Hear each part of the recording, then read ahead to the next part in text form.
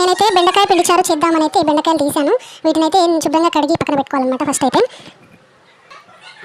Water పోసి నీట్గా అయితే కడుక్కోవాలన్నమాట వీటిని.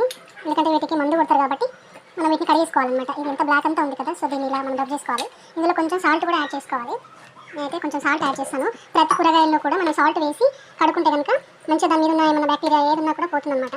సో నేనైతే ముందుగా సాల్ట్ అయితే వేసుకొని కడుక్కుంటాను అనమాట. ఇంకో టైం ఉంటే కనుక వీటిని కొంచెం ఇట్లా వాటర్లో నానబెట్టేసి, సాల్ట్ వాటర్లో నానబెట్టేసి మంచిగా కొంచెం ఒక హాఫ్ అన్ అవర్ అట్లా నానబెట్టేసి పక్కన ఉంచినట్లయితే దాంట్లో ఉన్న బ్యాక్టీరియా ఏదైనా ఫంగస్ లాంటిది అంటే మనకు తెలియకుండా పైన వెజిటబుల్స్ పైన ఉంటుంది కదా, సో అదంతా పోతుందన్నమాట. సో అందుకోసం అయితే ముందుగా ఇలా నానబెట్టుకోవాలి. ఈ బెండకాయలకి ఇలా బ్లాక్గా ఉంటుంది అక్కడక్కడ, సో ఇదంతా పోతుందన్నమాట. వీటిని ఇలా నీట్గా మనం కొద్దిసేపు నానబెట్టేసి తర్వాత వాష్ చేసుకోవాలి. చాలా బాగా మనకి వాష్ అయిపోతుంది. మనకి ఇంకా ఏ భయం కూడా ఉండదు. అలాగే కూర వంటలు అయితే చేసినట్లయితే దాని మీద ఏం ఫంగస్ ఉంటుందో మనకు తెలియదు. మనం అలాగే కట్ చేసుకొని కూరగాయలు కనుక వండినట్లయితే మనకి మంచిది కాదు. సో అందుకైతే నీట్గా కడుక్కోవాలన్నమాట వీటిని. అలాగే ఒక ఉల్లిగడ్డ కూడా తీసుకోవాలి. దీన్ని కూడా నీట్గా వాష్ చేసుకోవాలి. కొంచెం చింతపండు అయితే నానబెట్టుకోవాలి. ఇది ఇక్కడ కూరగాయలు అయితే కట్ చేసి పెట్టుకున్నాను. బెండకాయ, ఆనియన్స్, కరివేపాకు, 2 పచ్చిమిరపకాయలు. వీటి కట్ చేసి పెట్టుకున్న తర్వాత మనం ఈలోపు చింతపండు నానబెట్టుకొని అవి పోపేసుకుంటే ఇంకా మంచిగా ఫ్రై అయిపోతాయి అన్నమాట. ఇవి నానబెట్టుకొని చక్కగా కడిగి శుభ్రం చేసుకొని మళ్ళీ వాటర్ పోసి పెట్టుకున్నాను.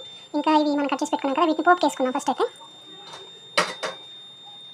ఇప్పుడు స్టవ్ ఆన్ చేసుకొని ఒక బౌల్ పెట్టుకొని అందులో ఒక 2 టేబుల్ స్పూన్ ఆయిల్ అయితే వేసుకుందాము. వేసుకున్న తర్వాత ఇందులోకి మనమైతే మంచిగా దాల్చిన చెక్క, లవంగాలు అయితే వేసుకోవాలి. చాలా బాగా టేస్ట్ వస్తుంది అనమాట, మంచిగా కమ్మగా ఉంటుంది. ఉప్పు వేసి అయితే చాలా బాగుంటుంది టేస్ట్. కొద్దిగా జీలకర్ర కూడా యాడ్ చేసుకున్నాము. ఇందులో కొద్దిగా జీలకర్ర కూడా యాడ్ చేద్దాము. యాడ్ చేసిన తర్వాత మనం ముందుగా కట్ చేసి పెట్టుకున్న ఆనియన్స్ వేసేద్దాం. తర్వాత 2 పచ్చిమిరపకాయల చీలికలు ఉన్నాయి కదా, ఇవి కూడా వేసేద్దాము. అలాగే కరివేపాకు కూడా వేసేద్దాము.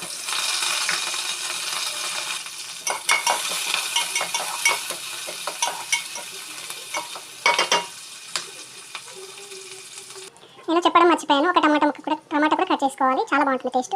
చింతపండు వేస్తున్నా కూడా టమాటా వేసినట్లయితే చాలా బాగుంటుంది. ఇందులో కొద్దిగా అల్లం వెల్లుల్లి పేస్ట్ అయితే యాడ్ చేద్దాము. ఇంకా స్మెల్ అయితే మంచి స్మెల్ వస్తుంది. ఇందులో అది వేసాం కదా, మసాలాది స్టోన్ ఫ్లవర్ వచ్చేసి అది వేసాం కదా, మంచి స్మెల్ అయితే వస్తుంది. లవంగాలు, స్టోన్ ఫ్లవర్ అది వేసాం కదా, చాలా బాగా వస్తుంది స్మెల్ అయితే.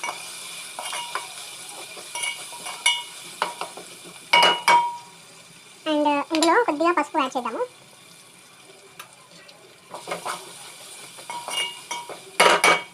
పసుపు యాడ్ చేసిన తర్వాత ఇందులోనే మనం టమాటా ముక్కలు కూడా యాడ్ చేసుకుందాము. అలాగే బెండకాయ ముక్కలు కూడా యాడ్ చేద్దాం.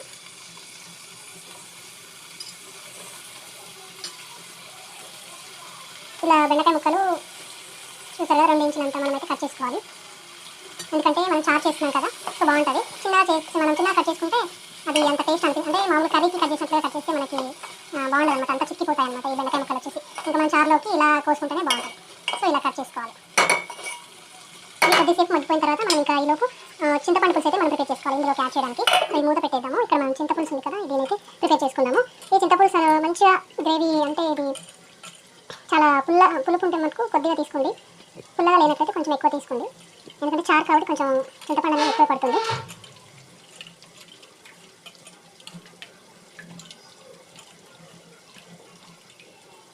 ఇది ఇలా రెడీ చేసి పెట్టుకోవాలి. తర్వాత దీన్ని ఒక గిన్నెలోకి తీసేసుకుందాము.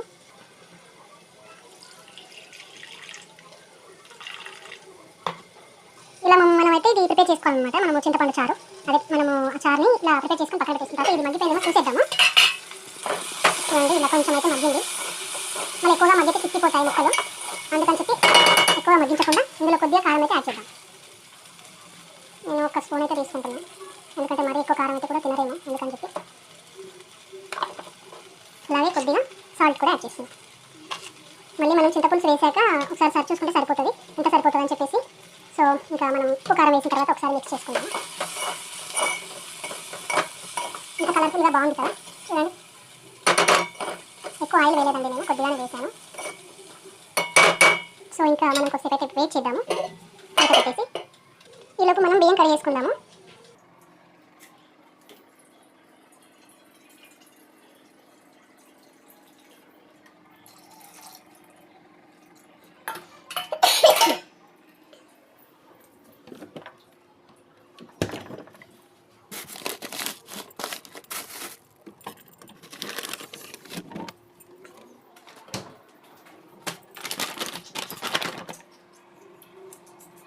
ఇది మరిగేలోపు మసిలేలోపు నేను ఇక్కడైతే కొంచెం బేసిన్ అంటే శనగపిండిని నేను కొద్దిగా ప్రిపేర్ చేసుకుంటాను వాటర్లో తడిపి.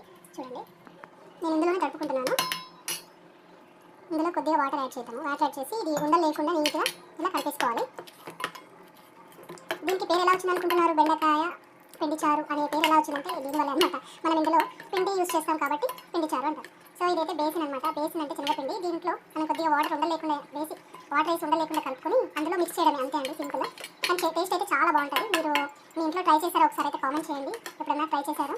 మేమైతే అప్పుడప్పుడు చేసుకుంటూ ఉంటాము.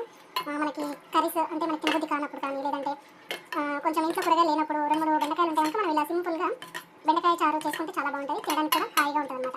సో అందుకే అనమాట నేను నాకు ఎప్పుడైనా తినాలనిపిస్తే వెంటనే పిండి చారు చేసేసుకుంటాను. బెండకాయలు మనం కర్రీ చేసుకుంటే అసలు తినబుద్ధి అవ్వదు మనకైతే, ఎందుకంటే అది జిగురుగా ఉంటుంది కదా అని చెప్పేసి కొంతమంది ఇష్టపడరు తినడానికి.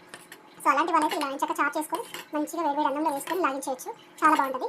సో మీరు ట్రై చేయండి, మీరు ఒకసారి ఈ విధంగా ట్రై చేయండి, చాలా బాగుంటుంది. దీనికి మంచి మెయిన్ అయితే మనం స్టోన్ ఫ్లవర్ ఇందాక చూపించాం కదా, అది వేస్తే ఎంత కమ్మగా ఉంటుంది. స్మెల్తో పాటు మనకి చాలా టేస్ట్ అనిపిస్తుంది అనమాట. ఇగో ఇలా మనం కలుపుకోవాలి. కొంచెం వాటర్ పడేటట్టుంది. సో ఇలా కొంచెం లూజ్గా కలుపుకోవాలి. తిక్కగా కలుపుకుంటే మళ్ళీ గ్రేవీ అనేది తిక్కగా అయిపోతుంది అనమాట, చిక్కగా అయిపోతుంది. సో దానివల్ల మనం కొంచెం ఇలా లూజ్గానే కలుపుకోవాలి. ఓకేనా? ఇలా కలిపేసుకున్న తర్వాత మనం ఈ లోపు ఇది రెడీ అయిందో చూద్దాము. ఇప్పుడిప్పుడే పొంగుకు వస్తుంది. సో మనమైతే అయ్యే వరకు వెయిట్ చేద్దాం. ఇక్కడ చారు మరిగిపోతుంది. సో ఇందులో మనం ముందుగా కలిపి పెట్టుకున్న శనగపిండి మిశ్రమం అయితే వేద్దాము.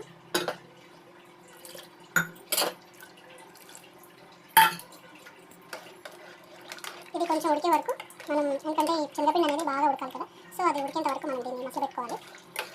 ఇప్పుడు కొంచెం సాల్ట్ అనేది చూసుకోవాలన్నమాట, మనకి సరిపోయిందా లేదా అనేది. కారం, సాల్ట్ ఇవన్నీ సరిగ్గా ఉన్నాయా లేదా చూసుకొని ఇంకొంచెం యాడ్ చేసుకుంటే సరిపోతుంది. సో ఇదైతే మరగనిద్దాము కొద్దిసేపు. సో అంతేనండి, సింపుల్గా పిండి చారు అయితే రెడీ అయిపోయింది. సో మీ అందరికీ నచ్చినట్లయితే లైక్ చేయండి, షేర్ చేయండి, సబ్స్క్రైబ్ చేసుకోండి. ఇది చాలా బాగుంటుందండి, వేడి అన్నంలో వేసుకొని అయితే సూపర్గా ఉంటుంది. మీకు ఇంట్లో కూర నచ్చకపోతే అప్పుడప్పుడు ఇలా చేసుకుంటే చాలా బాగుంటుంది. ఒకసారి ట్రై చేయండి, ఎంత బాగుంటుందో, చాలా బాగుంటుంది. Thank you so much, bye.